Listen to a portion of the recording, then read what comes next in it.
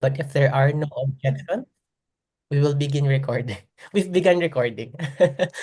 All right. So good morning from London. Good afternoon to our colleagues in Asia, and good day to those who will be watching this session's recording on YouTube. I am Marco Zaplan from the Gov Data Initiative, and I will be moderating today's session. So today's conversation is titled Finding the Right Balance, Open Data and Privacy Regulation. So this topic is very relevant as we all know as open data becomes the norm in many domains and in many parts of the world. It takes me back to 2018 when I was still with the Philippine Department of Finance, and at that time we were pushing for beneficial ownership transparency as one of our commitments under the Extractive Industries Transparency Initiative, or EITI. And one of the key challenges at that time was how do we balance transparency and accountability through open data, but also compliance with regulations and respect for privacy. So today's conversation will focus on this very question. And we are very fortunate to have three of the world's leading voices and movers working on this issue. So each speaker will be given 15 minutes to present their work, experience, and hopefully practical recommendations for our colleagues in government, industry, civil society, and development partners to consider. So if time permits, we will have a short Q&A later in the session. So save your questions for later, or you may leave them in the chat box. So to jumpstart today's conversation, we have Alanna Markle. She is the Senior Manager for Policy and Research of Open Ownership to give us a presentation on how to secure broad access to beneficial ownership information. The floor is yours, Alanna. Wonderful. Thank you, Marco. It's really great to be here and to be discussing this important topic with you. My name is Alanna Markle. As Marco said, I'm on the policy and research team of open ownership, and we've been looking at this issue of access for quite a number of years. And I'm going to share a little bit about how the landscape has evolved, how our thinking has evolved, and how we're currently approaching this in our work with implementers. So if you'll just give me a moment, please, I will get my slides up. All right.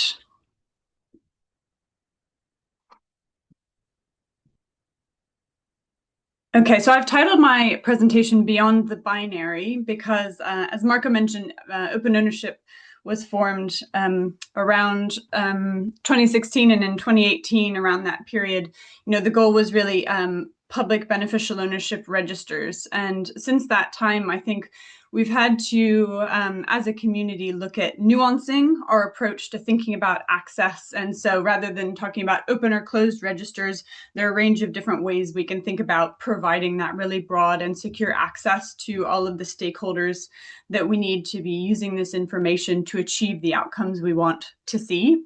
So I'll be talking a bit about that today.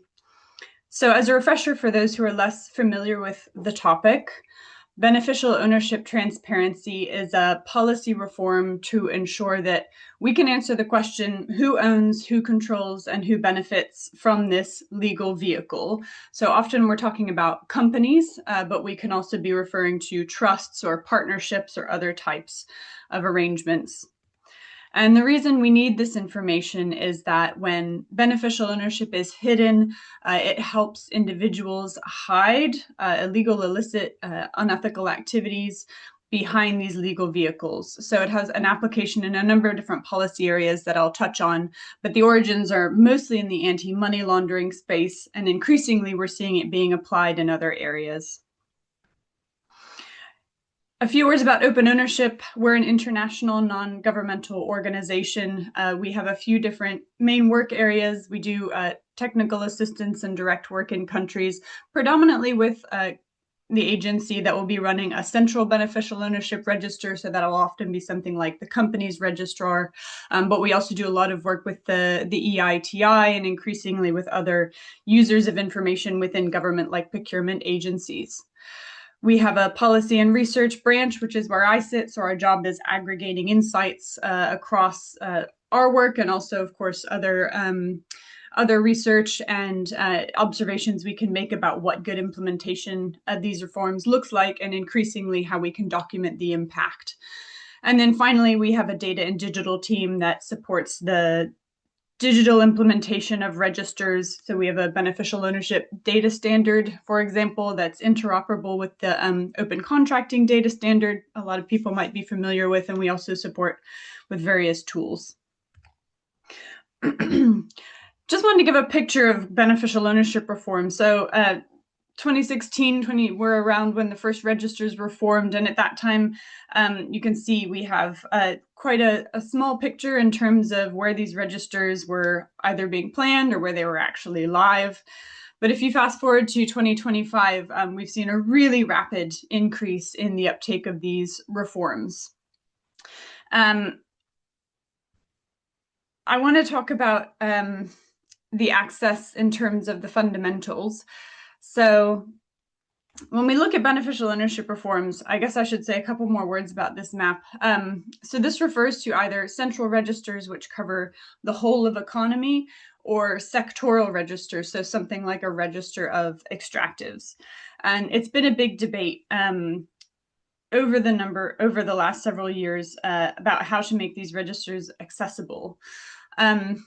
And one of the big things that's driven that debate has been changes in the legal regime in the European Union. So there was a court case in the EU. We used to have public registers, and there was a court case that ruled that having public access to information on the legal basis in the EU, which was anti-money laundering, so that was governed through the anti-money laundering directive, was not valid or justified because the court found that essentially that public access wasn't proportional to the policy aim identified. And so what we've seen in the EU is a shift to legitimate interest access regimes. So the court was really clear that the civil society and journalists had a legitimate interest in accessing this information, that they're really important players in the anti-money laundering space. And so right now we're seeing the EU and EU countries develop their rules and protocols around what's called legitimate interest access. And in theory, legitimate interest access, in our view, could provide quite a broad level of access if it's implemented well. So some of the things in the EU they're looking at are, if you've applied for access in one country, that gives you access to all countries. If you've been given legitimate interest access, it stays good for 2 years. We want to make sure that an access request, for instance, isn't limited to one record, but gives you access to the entire database. So there's a lot of different factors that can influence how effective this is as an access regime. We also do still see quite a lot of public registers globally, and I'm going to talk about a couple examples. But I also wanted to say a few of the kind of fundamentals in terms of how we're approaching this issue of balancing our privacy legislation and rights with having access to beneficial ownership information. So it's important to keep in mind that because beneficial owners are natural persons, they're human beings, information about them does constitute personal data. And so it will often be governed by data protection legislation in most jurisdictions. And also in most jurisdictions, privacy is considered a legally protected right. And data protection legislation, therefore, places limits on how beneficial ownership information can be processed because it's considered an interference with privacy of natural persons who are covered and protected by these types of laws. However, privacy is not an absolute right in many cases. It's a kind of right that can be limited in circumstances. So what we need is to make sure that our laws set it out so that the access to this information is considered by the courts necessary and proportional to the interference with this right. I'm going to give a couple examples in a minute. But there are really 3 questions I think implementers need to have at the forefront of their minds when they're designing these reforms. And the first is, what is our policy aim? As I mentioned, beneficial ownership really started with anti-money laundering, and in the EU, it's been ruled that we have this legitimate interest access regime on that basis. But there are a number of other different policy aims that a jurisdiction can have. Beneficial ownership information is really helpful for supporting tax enforcement, revenue collection, as Marco mentioned, for natural resource governance like extractives governance, really, really helpful in the context of public procurement. So knowing who the individuals are behind companies that are doing business with government.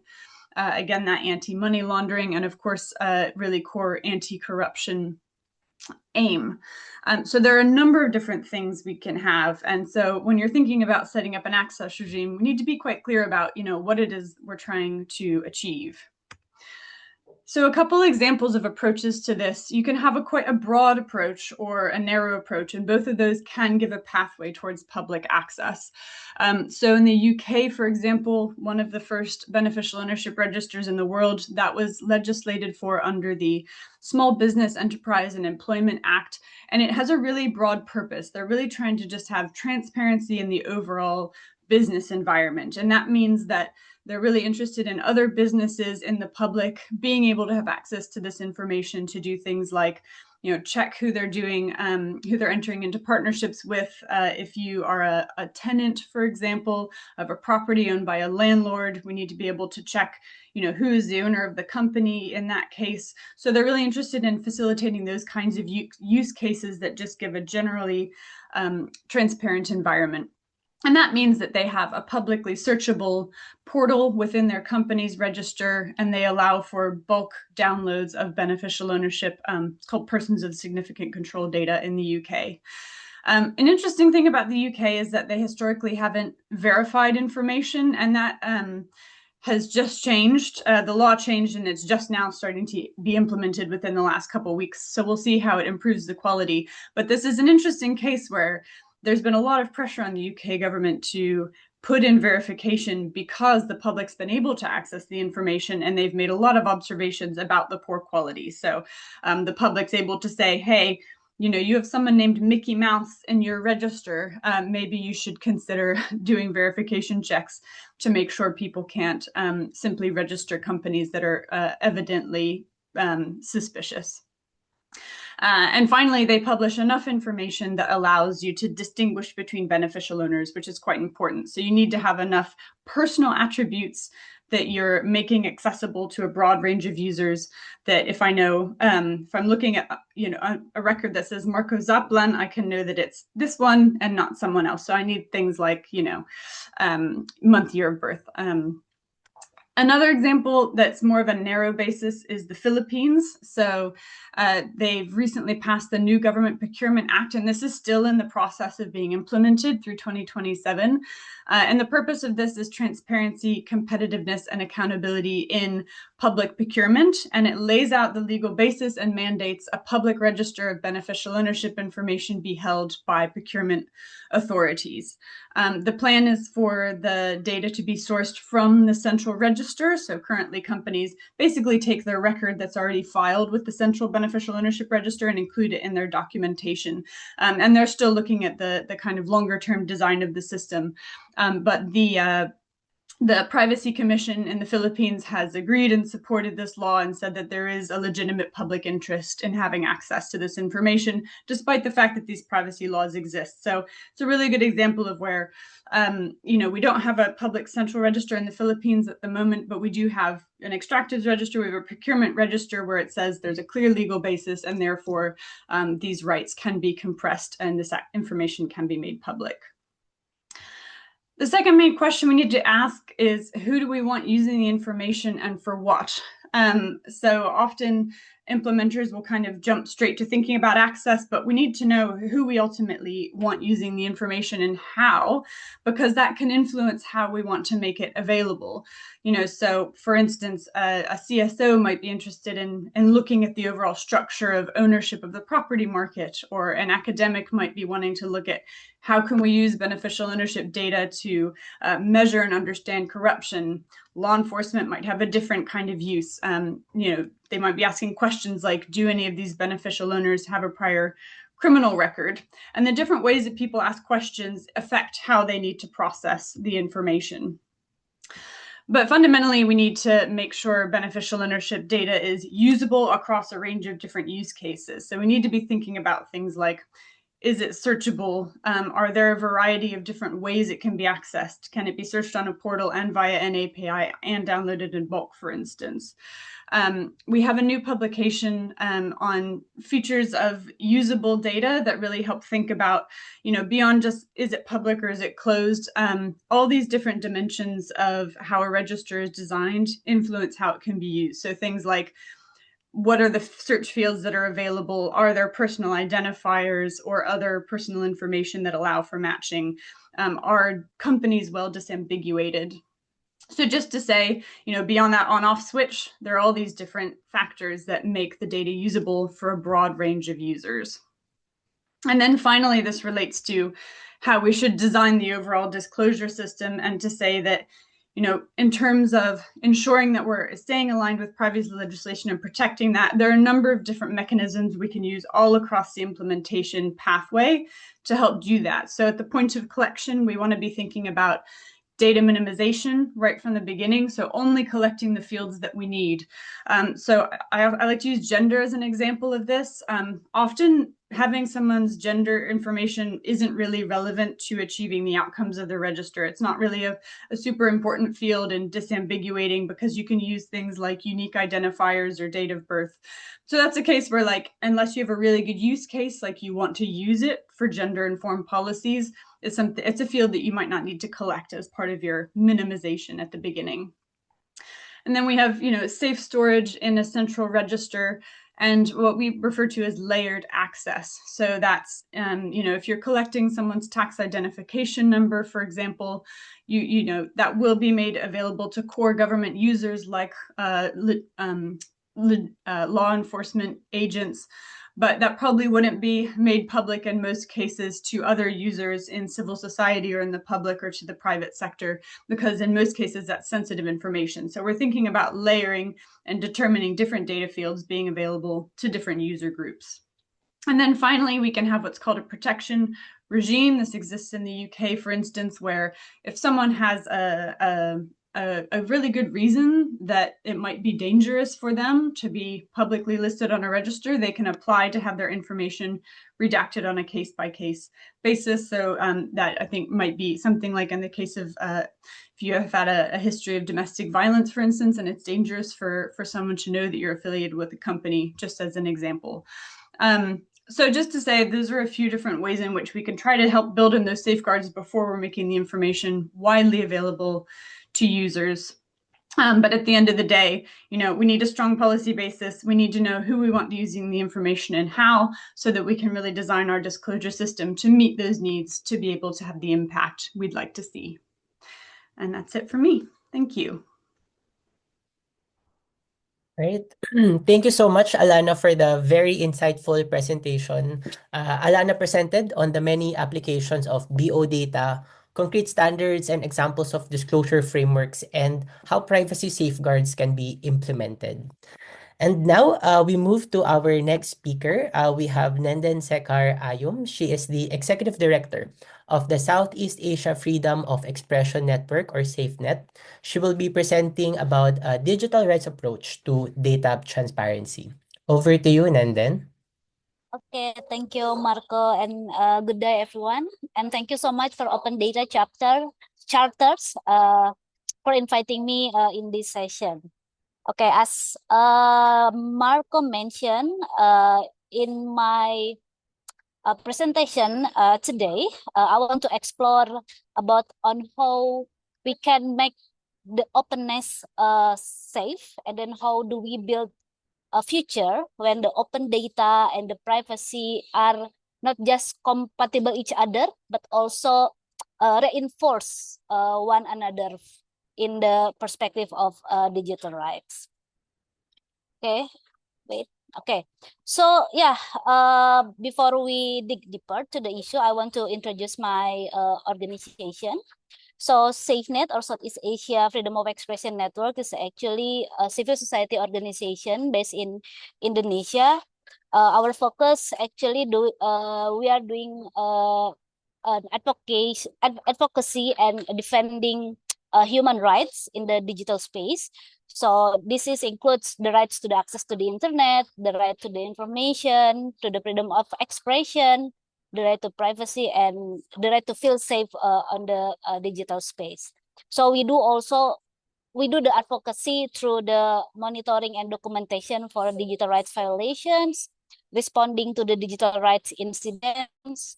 We do also policy and legal advocacy, building capacity for civil society, and also providing solidarity and rapid assistance for civil society that when they are uh,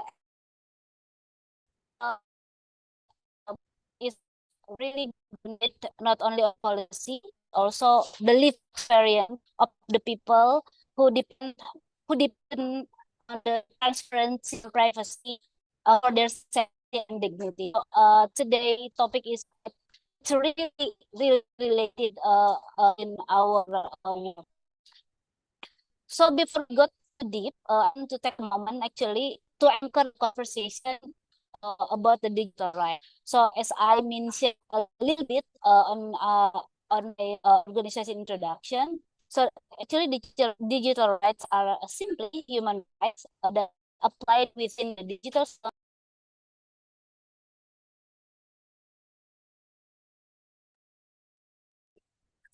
I think we lost Nenden.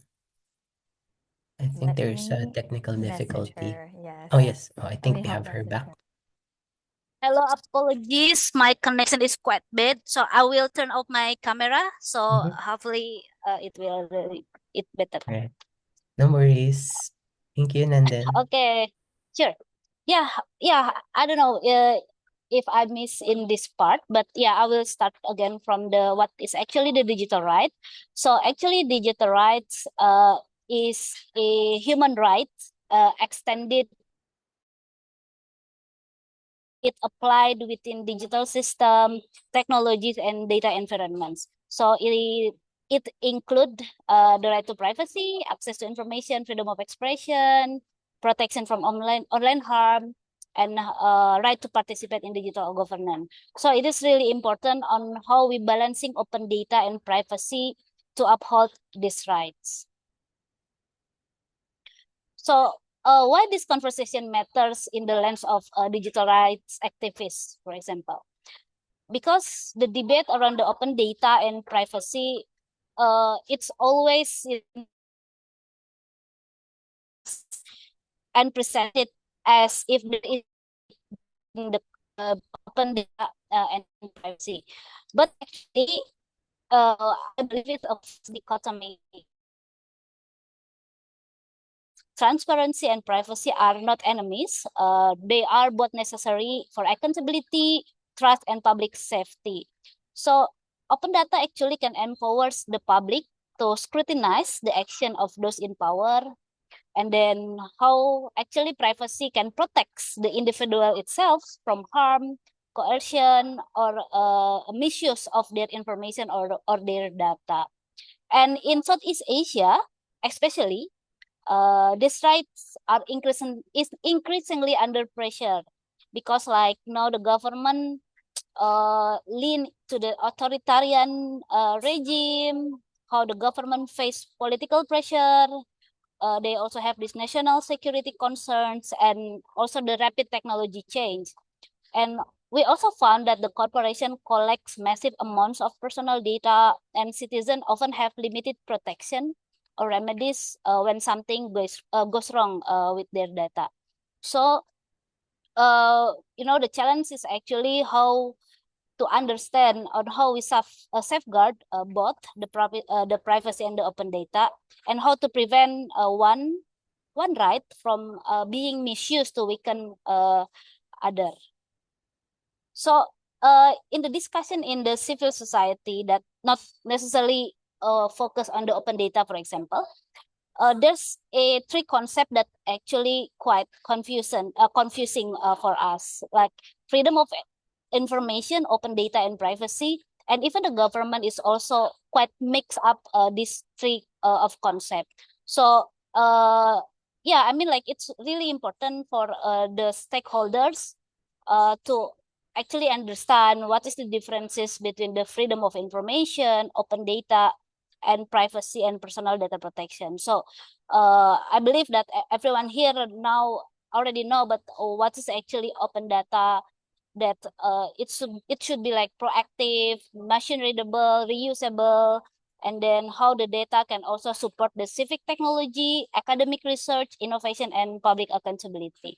And actually for the privacy and data protection, the privacy laws did to regulate how personal data is collected, processed, protected. So the protect they should protect individuals from harm and abuses of power. Meanwhile, the freedom of information is more into the public information transparency law, give the individual the right to request some information. And it's reactive on how when we ask for the document, the government must respond to our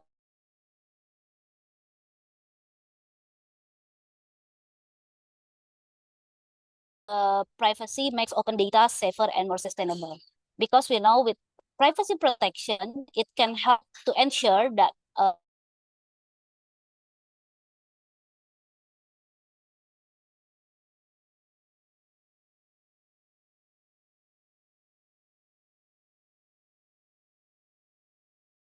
privacy also increase public trust. So if the public trust that their personal data, they are far more supportive of open data initiatives. So privacy is not a barrier, it's a foundation for the better open data initiative. And also for the open data, especially open data strengthens the privacy by creating transparency around the system that manage the personal data.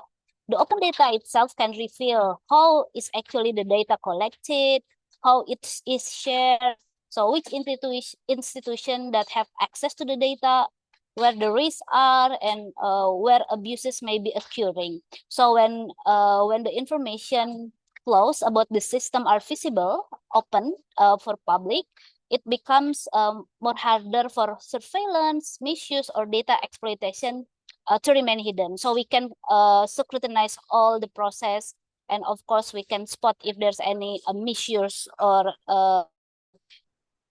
on the data or the privacy itself. So transparency becomes a tool to defend the privacy. So I want to share a case study from Indonesia. For example, Indonesia is quite interesting because strong frameworks. So we have like open data initiatives with Satu Data Indonesia, the government trying to have like one centralized data, open data that can be accessed by public. We also have the commitment under the Open Government Partnership. We also have the Public Information Transparency Law. So, but in practice, actually the implementation is always for now, for example, the data portals are fragmented. So like every agency, every institution have their own data portals, and it's not really and then the data sets are missing, outdated, or even inconsistent. I also found that they publish the data is actually not in the form of the data set, but mostly like they print data from the difficult to retrieve the data and use it for other work. So of course we also see that after the repeat data breaches, so we have a significant data breaches cases. After that, actually, the government is trying to more become defensive. Actually, they are have the instinct, instead of improving security and transparency, the reaction is often to shut down or restrict the access, because they justified it to to prevention from the data leak, for example. So with this kind of like ecosystem, even the open data formally exists, but implementation in the real world function, this is not really uh, uh, useful actually, yeah, for the public accountability or even for the other advocacy work. So also data protection in Indonesia, for example, we have the legal and foundation for legal foundation and operational, for example. So we have the Personal Data Protection Act, and then but unfortunately the authority is not fully formed and it's not guarantee actually will be independent. And then we have a high risk environment, as I mentioned earlier, that there's a lot of like major breaches, and there's no improvement actually about that cases. And then we have the poor cybersecurity, and a lot of like citizen face identity theft, profiling, and data misuse. And also we found that the privacy being used to justify secrecy. Yeah. So we see that non-personal or anonymized data set suddenly classified as personal data. So the government won't disclose the data because they just citing the personal data protection law to reject the transparency request.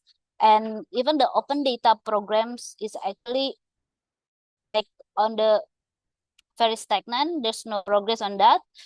And then sometimes it's also blame for the breaches, because like like everyone no the initiative for collecting and open data is one of the root of the causes of the data breach. So now in Indonesia, actually the transparency is shrinking, but the privacy is still not effectively protected. So this kind of problem is happen in Indonesia. Privacy and privacy challenges. Of course, that we see that there's a lot of like over classification data, where non-personal data is labeled personal to avoid disclosing it. And then there's a no harmonization between laws, because there is no clear guidance on how transparency or open data policy and privacy laws fit together. So most government agency prefer secrecy as a safest option. So we also found the conflicts around the definition of public interest. So government agency interpret public interest narrowly, so allowing them to refuse the disclosure if there's some party that asks or requests for some data. So we also found the weak data governance and security, because there's no standard for anonymization, minimization, or data sharing. So yeah, it leads to the more and more data breaches.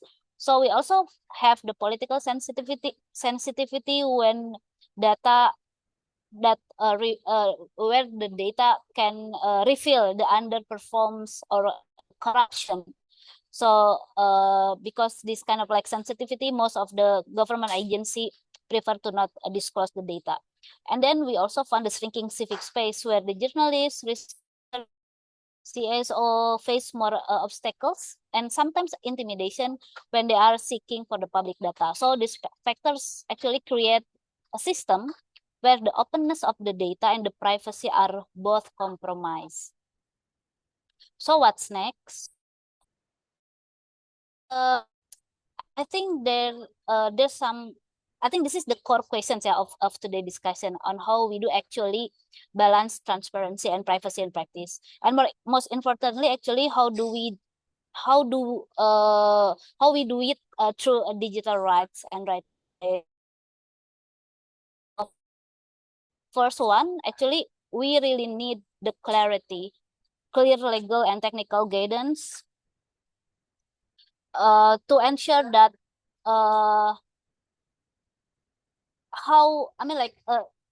the right based approach actually can flip the question, because like for example, the government of the open data infrastructure, for example, they should have this question: what are people's right to access the public information? And then what are people's right to personal data protection? And how should they to both simultaneously? So this kind of like perspective and the question should be flipped. And then we actually need the explicit guidance, actually, how when the data should be redacted, and then what counts as personal, sensitive, public interest, and how risk to vulnerable groups should be evaluated before publishing a data set. So without this kind of clarity, consistent decision making is impossible. And then we also need a strong and independent institution. We must responsible for data governance, and also they should have this clear mandates, and also need the independence because it's very crucial for future data protection authorities. And then privacy by design for open data. Of course, this should be involved privacy impact assessment, standardized, and everything that can ensure that the data is also safe for the user. And also the last one is about the transparency by default for non-personal data. So we need the clearance, the clarity about what's the personal data first, and then when it's like personal data, the transparency should come as default. So yeah, and then this is the last one. I think we as a civil societies also need to acknowledge the role of the civil society, of course, on how we also doing the work to safeguarding the rights in the data governance, and then we also doing the protecting the public from data harms, and also we work to help to bridge the openness and the privacy. And we also always remind the decision makers that transparency and privacy are both essential to digital justice, because at the end of the day, open data should strengthen the democracy, privacy should protect the people, and neither right should be allowed to undermine the other. So thank you. Back to Mark.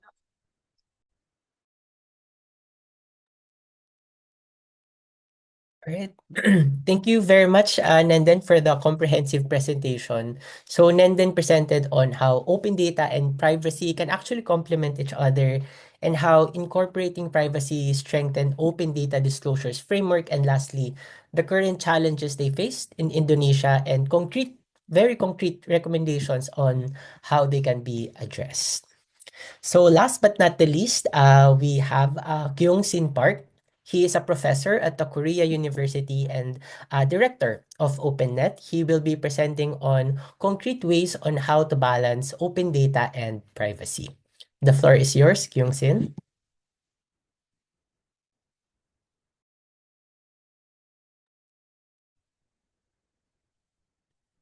Thank you. You can call me KS. So there are flashpoints of conflict between data protection law and open data or freedom of speech. To give examples from South Korea, court judgment database is still not open to the public. The court is arguing that it is made public, but it is behind very prohibitively expensive paywall. And the paywall is justified, is rationalized as the cost of anonymizing the court judgments. Now, how much sensitivity you have to build into anonymization, I think is decided by what balance we accept between privacy and people's right to know. This is important because in a country ruled by law, people need to know what courts are deciding. The second flashpoint is this idea that people own data about themselves is being used mechanistically. Now, make no mistake about it, I'm a strong advocate for strong data protection law, but strong data protection law doesn't mean mechanistic data protection law, which will end up suppressing open data and free speech. Now, data protection law I'm going to get into this a little bit later, but data protection law is counterintuitive because data subjects are given default control over data about themselves when it's obvious that you really cannot own and control data about yourselves. That K.S. Park is a professor, that is personal data. I cannot prohibit you from talking to people after this seminar about me being a professor. There are facets of people that we willingly share with other people so that people can evaluate others. Now, the mantra of data ownership, that we own data about ourselves, was a metaphor. It was a metaphor in the days when we try to encourage the various countries to adopt data protection law, and that movement was successful. But that day is over, and yet many of us in Korea as well, process that mantra not just as a metaphor, but as a real rule, and end up weaponizing data protection law to suppress other people's legitimate speech about us. In South Korea, the presidential office threatened to press charges of data protection law violation against a journalist who wrote about possible corruptions in the hiring because the reporter named the officials who were suspected of having benefited from the irregular hiring. And the charge was that those officers own their names. That's and those names were used against without their consent. It was a simple charge, and Korea's data protection law was not helping because it has departed from GDPR in making a criminal punishment, making available criminal punishment for unauthorized use of personal data without any balancing provision. And also, someone who filed a criminal complaint against a government employee filed a complaint with the police. And he was also charged with, not just charged, but tried and even convicted of a data protection law violation for naming the government employee that he wanted to reveal as corrupt. How do you file a criminal complaint against a government employee without naming the government employee, right?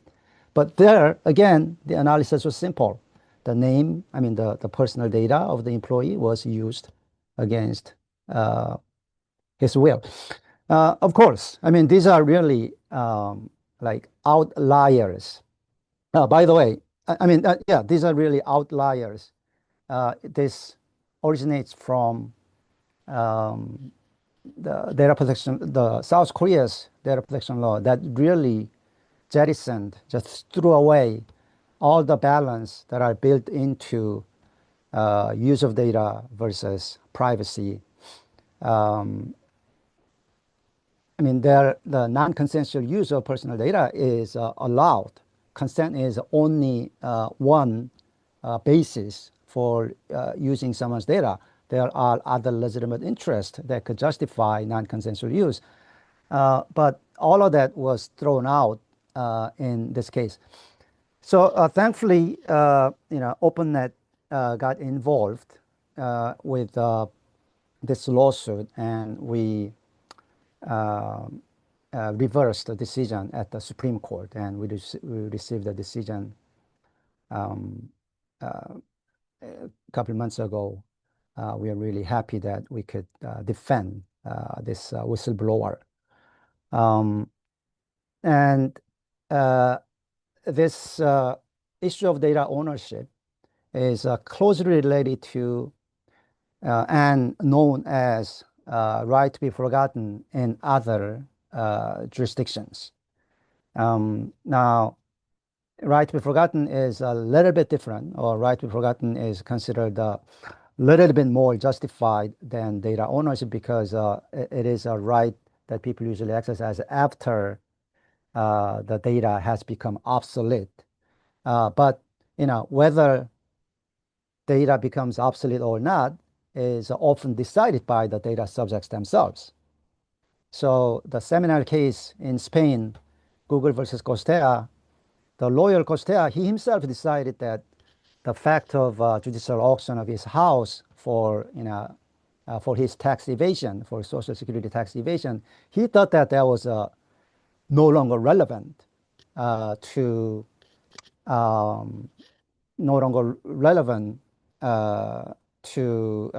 evaluation of him or his personality or his financial prowess.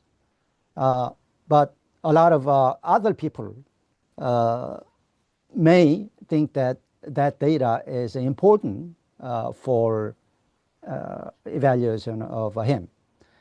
So there, although the name is different, the right to be forgotten, the concept or the justification is the same.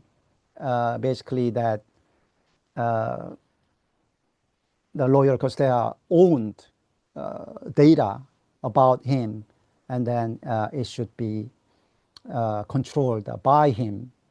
Now, it is not as invasive on open data and free speech as these cases of data ownership in South Korea, because in South Korea, it's proceeding as a criminal punishment proceeding as criminal punishment, while right to be forgotten triggers only takedown of certain information. And the third flashpoint is the freedom of information request being denied for data protection reasons. About 30% of freedom of information, 30% of FOIA requests are being denied in South Korea for violation of or for data protection reasons. And that has that prohibits people's access to a lot of important data about government employees, about private or public persons who are involved in important constructions or financial deals that affect many other people across the country. So these flashpoints are really important for the future of democracy and open data. And I believe that in India, a similar flashpoint is being monitored, because the new data protection law has really restricted the right to information, which is same as FOIA. So with all of this, we should try to find the balance between privacy and open data. And let me just quickly go through kind of my 2 cents on where to strike the balance. So privacy and data protection are different. Privacy applies only to confidential information, while data protection applies to all information, including non-confidential ones. And then in privacy, it's considered violated only when something happens against data subjects' will, but the data protection law, the burden is on whoever used the data, unless there was affirmative approval by the data subject. Any use is considered a violation. Now, that's data protection law. And why do we have this law that even non-confidential information is protected? Because of the concept of data surveillance. Traditionally, surveillance was considered obtaining data about others against their will, pulling the data out of their private boundaries. Now, data surveillance does not require this pulling the data out of private boundaries against people's will. Even for the data that was voluntarily disclosed, surveillance could take place.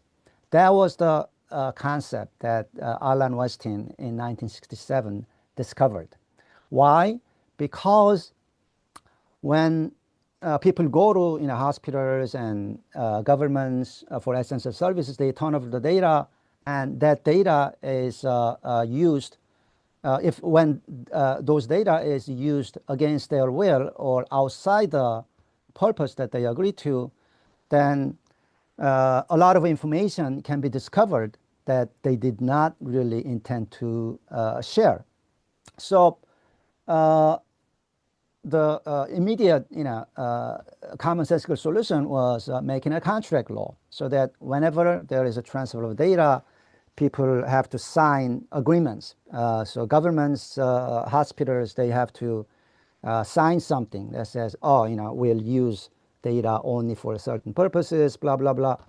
But the thing is, powerless individuals in search of these essential services, they don't have really, wherewithal.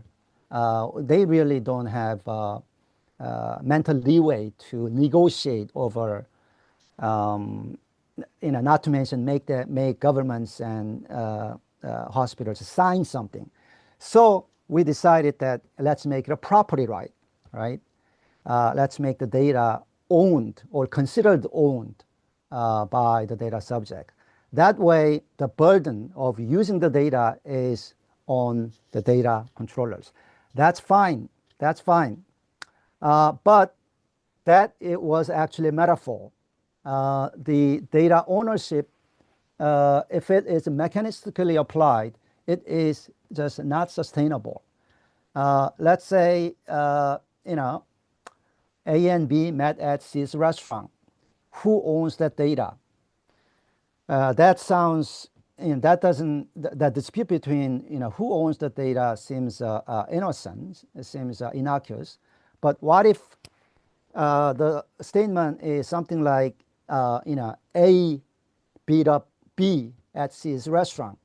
Now, B really wants to share that information with others to get some help, but A doesn't want that to be known. Who should own the data? So there has to be some balance struck. And my solution was that, even before we talked about this, if you look at GDPR, there are already exceptions for non-consensual use of data. But I think we need another exception, which is that the information that is already publicly available, legitimate through a legitimate process. Not the ones that are made publicly available against the data subject's will, but the information that is publicly available through a legitimate process. There has to be exception on application of data protection law. And if you look at data protection laws of Germany, pre-2017, Canada, Australia, Singapore, Taiwan, India, and California, they have built exception for publicly available data. And that is, I think, one way that we can strike a balance between data protection law and privacy. Now, there is another way of striking a balance, or getting out of the dilemma between privacy and data protection law, that is anonymization or pseudonymization. And I think that that also has to be explored more vigorously, as Nenden said. And there are some mishaps that are taking place in South Korea on pseudonymization of data, but I can share that if we have time. Thank you. Thank you very much, KS, for the very informative presentation. So KS talked about a more legal perspective on the issue, the idea of anonymization, the difference between privacy and data protection, and very specific examples from South Korea. So I believe we have some time for Q&A portion. So I'd open the floor to our audience for questions. I think we have one in the chat. Yeah, so maybe we can start with that. So this is from Marian, and this may be addressed to all the speakers. So the question is, how is the public interest defined when openness and privacy seem to pull in different directions? Can you cite specific country cases, experiences that can provide more clarity on how public interest is defined or applied in practice to support openness versus privacy? So any of our speakers are free to jump in.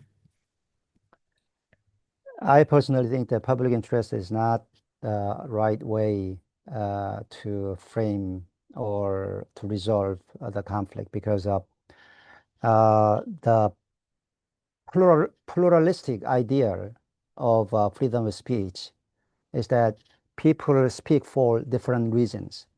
Now, if we say you have to have public interest, you have to prove public interest to share data. Sharing data is a speech, right? Collecting data is knowledge, right? You acquire knowledge for some reasons. You share knowledge for other reasons. Now, if you have to prove every time you share or collect knowledge that you have public interest, that will really chill people's ability to communicate with one another, because public interest is defined by majority rule. If a huge number of people believe in something, then yes, it will be considered public interest. But if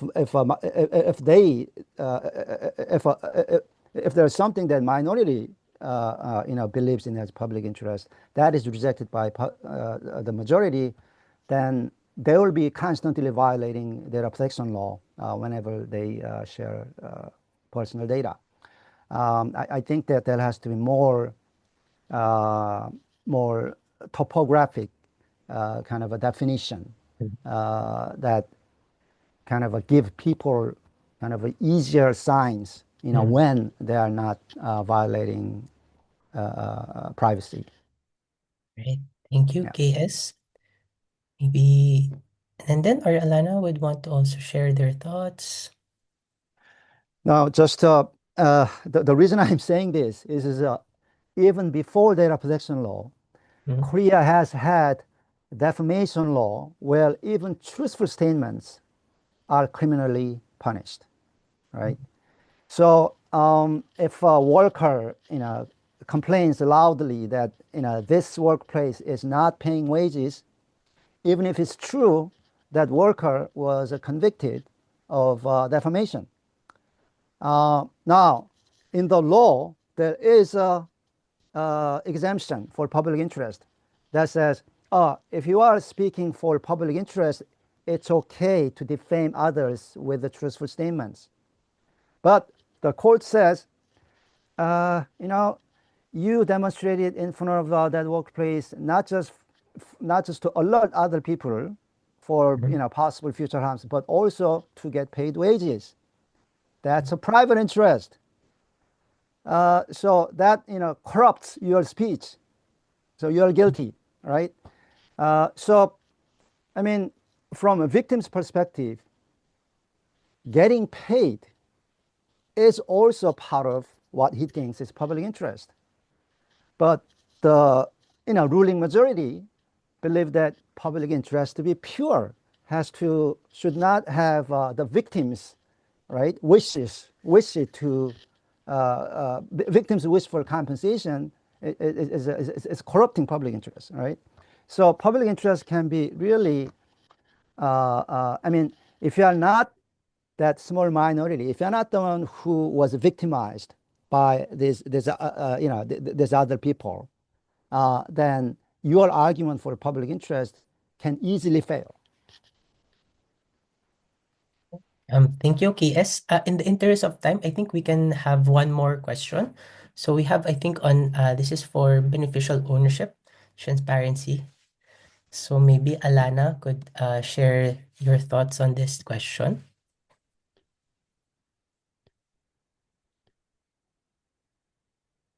Sorry, I'll just read it's in the chat, right? I'll just read the question. Sorry. Okay.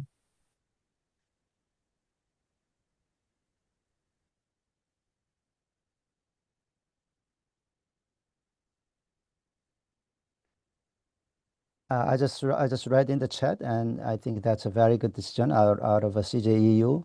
But it's just that if people in revealing corruptions or money laundering have to always risk having to prove that they are serving public interest, that will really disincentivize people from sharing the information. So I mean, I'm all in support of that decision, and also thank you, Alanna, for sharing it. That will be a beacon of light for many people still fighting against the impunity, and especially in developing democracies where you still need to need more data about the past to set the record straight about all the things that powerful elites or colonial governors have done against the colonized. It is this burden of proving public interest is just too suppressing, too oppressive for people to really push against the impunity. Thank you. I've found that absolutely fascinating, your presentation and thoughts, KS. Thank you very much. Yeah, I'll just respond quickly to the, from our perspective as, we're not legal scholars, we're focused on beneficial ownership reform. I mean, I think from our point of view in terms of ensuring broad access to beneficial ownership information, it's important to, as I say, have a clear policy aim, and ideally to have that really rooted in some kind of local demand for the information to be used for that purpose. I mean, yeah, the Philippines is an interesting example. I'm sure many people are aware that currently there's a huge scandal around the misappropriation of funds that were dedicated to flood control projects. And in the Senate, this issue of, we want to know who the beneficial owners are, like who are the people behind these companies? I mean, billions have been lost, and, lives and homes have been lost. So I think, that making that kind of connection with the public discourse around the real harms that are created through opacity and having that domestic demand for greater transparency is important. And I think, we have a kind of communications challenge or responsibility around making sure that this policy solution, which can be interpreted as kind of quite technical and wonky, is really connecting with people in terms of understanding the power of making this information available. In terms of the advice on implementing the NGPA, I mean, I think the law already creates a great basis. I mean, we're definitely in favor of the approach of utilizing information from the central register and making that subset of information public, because central registers often have a greater capacity and a stronger mandate to verify the accuracy of information. It also avoids redundancy. So I think from a privacy perspective, there can be an issue if, For instance, we do see cases where you have a central register, but then you might also have an agency like a procurement authority, for example, that wants to be able to use BO information, but maybe they can't access the central register information. And so they're duplicating that reporting requirement. That increases the burden of compliance, and it can also create data privacy issues because of the inconsistency in the information in the different sources. So yeah, definitely commending that effort there to access central register data rather than duplicate that reporting requirement. Yeah, I mean, I think, in terms of, as I was saying, it's really thinking about usability.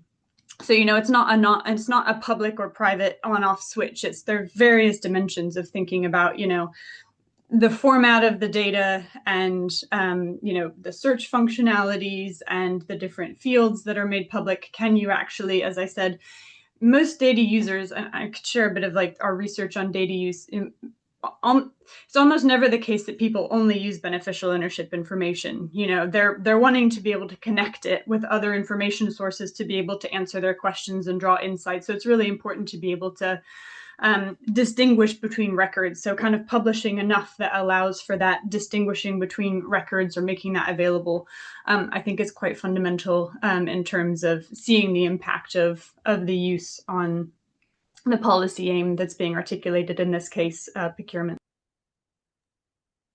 Thank you, Alanna. Maybe Nenden. Yeah, Yes, go ahead. just a very short response actually about the public interest. So actually, I agree what KS said, that public interest is vague and easily politicized by the government or whoever those in power, and use the public interest term to lean to their interest. So I think there's will be better alternatives, framework, a better framework alternative. For example, as I mentioned about the right-based, evidence-based, or risk-based, or participatory is more way better than we just use the public interest as a standard when we want to open the information or data.